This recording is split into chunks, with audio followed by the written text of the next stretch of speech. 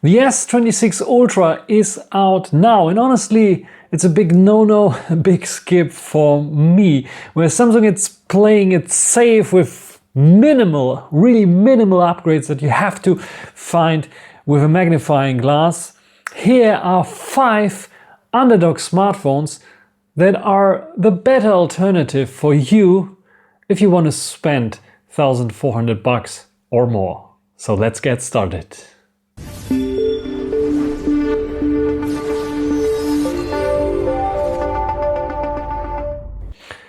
Number 1, the Honor Magic 8 Pro, a surprisingly compact AI and screen super flagship with 3840 Hz PWM dimming, super cool eye protection features, AI defocus, as well as some other AI features that make your life easier, like the AI feature of Magic Portal that allows you to drag out images from every app into another application and to directly share this. You have the possibility to use the direct method to print or save something into memories, to analyze it, and to later let you remind about this. This is so cool in terms of like AI. It features the latest and greatest Snapdragon 8 Elite Gen 5 as well, so performance isn't an issue at all. You can game with this, you can run with it. Thanks to the very large battery inside here, you can also use it for 1 or even 2 days without any issues. And the cameras on it are also super fantastic. We have a very large main camera sensor, but we also feature a very large periscope zoom. The S26 Ultra cannot compete at all, especially at low light here. And with this large 200 megapixel sensor, funnily enough, probably coming from Samsung, this one here can zoom in super stable with CEPA 5.5 rating to almost any object, and not only in photos but also in video mode. 200 times magnifications are possible with this kind of device. This is groundbreaking in terms of cameras, in terms of compactness, in terms of lightness, in terms of 3D face scanning that you can use to unlock your bank accounts or other settings as well. So this device here is definitely a good contender as an alternative for the S26 Ultra. As it's out already right now, it's a tiny bit cheaper, especially if you get the early bird adoption price for around $1,000, and it also comes with a lot of accessories included, which is super cool and fine. Honor gives you almost the same kind of software support as Samsung does, so you don't have to regret anything, or you don't have to miss anything here, which is super cool. Honor's new Magic OS 10 is super fluid, is a bit of an iOS-y kind of design for sure, but it is super fluid, is super responsive, has all the AI features, and it has full global support. And if you want to cheap out a little bit, you can even get the Chinese version that I have here in my hands. And this one is also super usable on a global market. There's only a few things that you miss out, like Android Auto support, Google Wear support, and I think Google Maps history. And that's basically it. The Discover feed is missing on the -1 screen, but that's it. So yes, overall, this device is definitely something to look out for. Phone number 2, the Zoom King, the Vivo X300 Pro. This here, spoiler, is just the 200 Pro because the 300 Pro had to be going back. But the 200 Pro is also very good.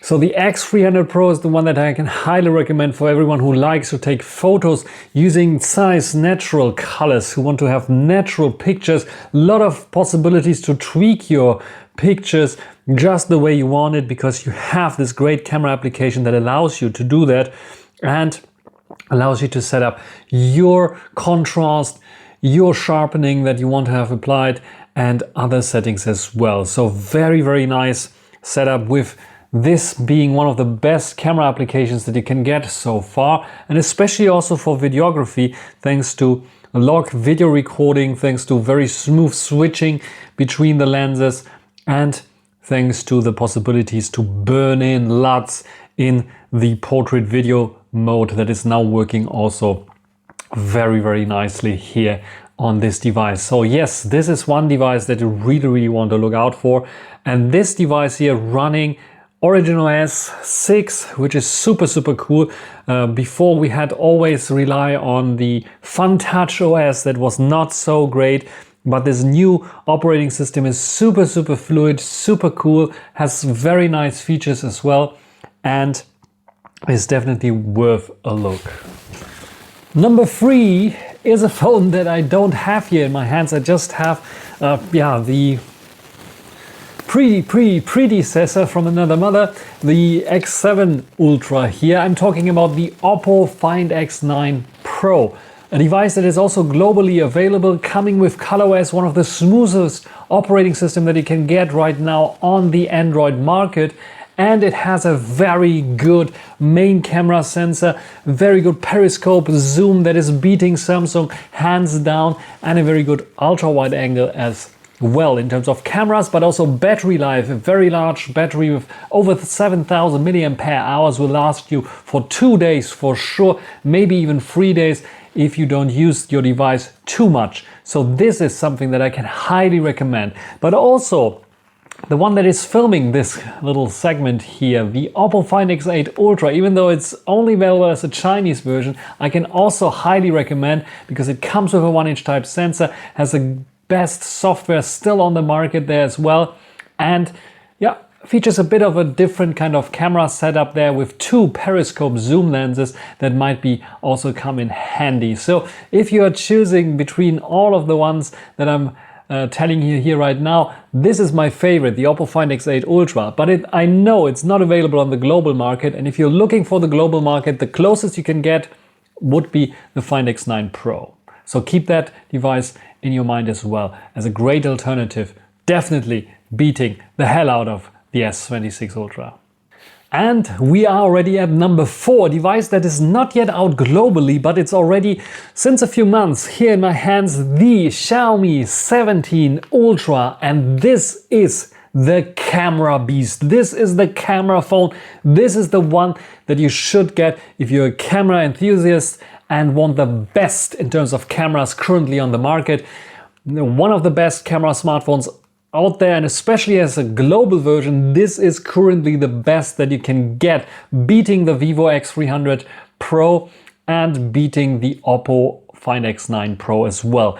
The Xiaomi 17 Ultra is even beating its predecessor, the 15 Ultra, thanks to a variable zoom that is there as a camera. This is something very unique that usually only Sony did, but never with this large of a sensor size that we have here on the 17 Ultra. It's beating the Galaxy S26 Ultra in every category. Now with an updated selfie cam and the ability to switch from the front camera to the back camera while recording, this is definitely one of the best camera phones that you can get right now. Yes, granted, the video capabilities are a bit of a side grade to what we had with the 15 Ultra, but it's still very capable in terms of videography. The battery life is awesome as well. The operating system is finally up to par. It might not be ColorOS or Origin OS, but it's on par and it can keep up with most of them, and definitely with One UI of Samsung.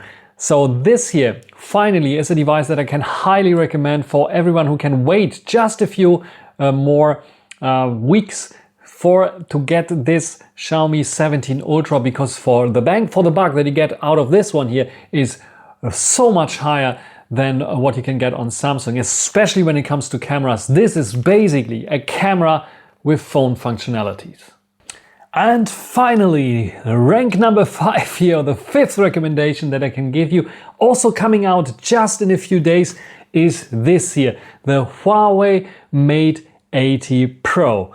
I have here the Chinese Pro Max version, but the 80 Pro is also a very good device. This is the underdog, this is the anti-mainstream. This is the anti-Google phone because it doesn't come with any Google code inside of here. We still have the ability to run Android applications. We still have the ability to run Google applications if we want to, but it doesn't come shipped out of the box with this. So we can like granularly control what kind of Google spyware we want to install on our devices. So this is the very good, nice looking flagship with this unique 8 kind of design. It doesn't have any magnets here, don't be confused by this, it's just a design kind of thing because the rest of this is metal here. So this is the plastic part that lets through the wireless charging capabilities. You can quickly wireless charge it up here, almost quicker wirelessly than wired on the Samsung, which is like also amazing to do. So then we have very quick charging here as well. We have USB Type-C 3.2 as well with display out and everything else that you need and want. It has this also dual periscope, so 2 periscope lenses here at 4x and at 6 point something x,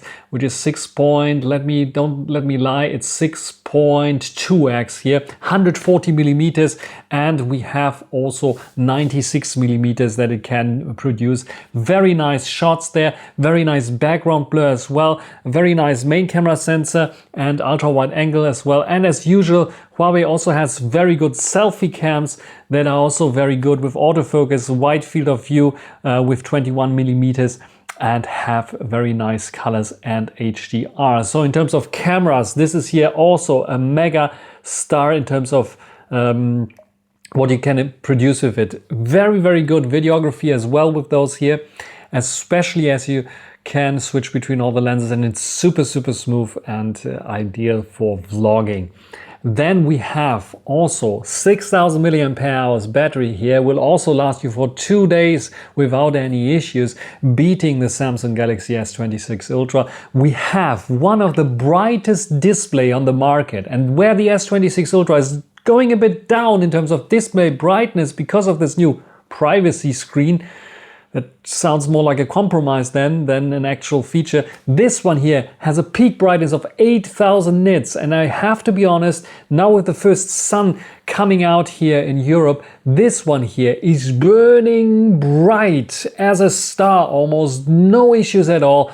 You don't get 8000 nits on the whole screen outdoors, but you can get definitely 2000, more than 2000 nits when you are outdoors. Looking at the screen in the sun, which is super, one of the brightest displays that you can get on the market currently. And it's looking so stylish with this new flat design that we have on here.